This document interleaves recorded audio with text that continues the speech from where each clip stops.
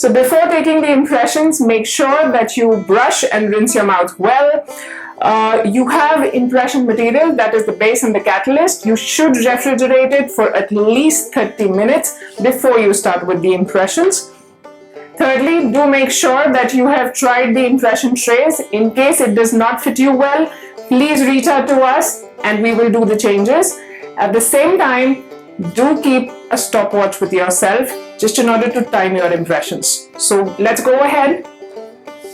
So make sure that you've placed everything on a large table. So Charu, let's get on with our gloves.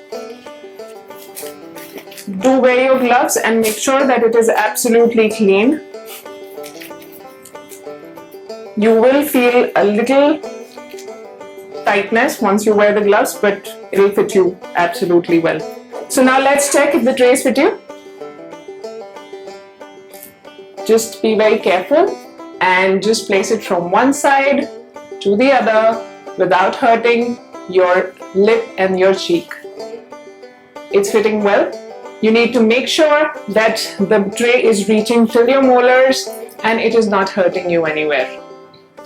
Okay, so tray fits well. So just in the same way, you have to check the upper trays as well. So now let's move on to the impression taking.